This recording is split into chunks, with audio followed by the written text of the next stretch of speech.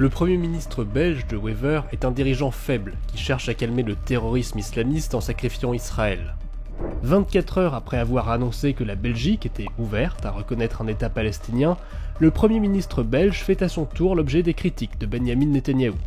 Et il n'est pas le seul, car le 22 septembre prochain, à l'occasion d'une réunion en marge de l'Assemblée générale de l'ONU, la France sera le 149e pays à reconnaître un État palestinien. Mais qu'est-ce que ça veut dire et quelles pourraient en être les conséquences ensuite? On fait le point. Pour comprendre, il faut remonter à 1988. Cette année-là, Yasser Arafat déclare l'indépendance de la Palestine depuis Alger, et depuis, 148 pays ont déjà reconnu l'État palestinien. Fin juillet, Emmanuel Macron a annoncé qu'il reconnaîtrait l'État de Palestine. Il doit le faire à l'ONU lors d'une conférence sur la solution à deux États, qu'il coprésidera avec le prince héritier saoudien Mohammed Ben Salman. Il vise un État palestinien viable, démilitarisé et reconnaissant Israël, dans l'idée de relancer la solution à deux États. Mais la reconnaissance d'un État n'implique aucune conséquence particulière. La reconnaissance à venir est donc essentiellement symbolique. Pour peser, Emmanuel Macron espérait donc que plusieurs États se joignent à l'initiative. C'est notamment le cas de l'Australie. D'autres pays ont fait des annonces en ce sens, mais sous condition.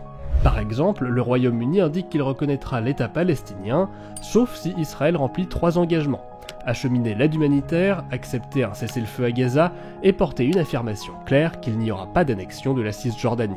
Le Canada le fera aussi, mais sous condition de réforme de l'autorité palestinienne, de nouvelles élections en 2026 et de non-implication du Hamas dans la politique du futur État.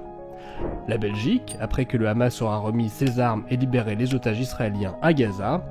Quant à eux, le Portugal et la Nouvelle-Zélande ont également mis à l'étude une future reconnaissance de l'État palestinien.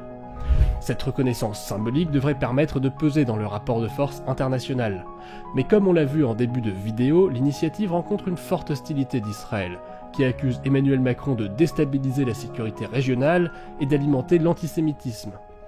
Dans le même temps, le gouvernement de Benjamin Netanyahou a approuvé la construction en Cisjordanie occupée de plusieurs milliers de logements, dans le cadre de la colonie E1, dans le but affiché de rendre impossible l'établissement d'un État palestinien.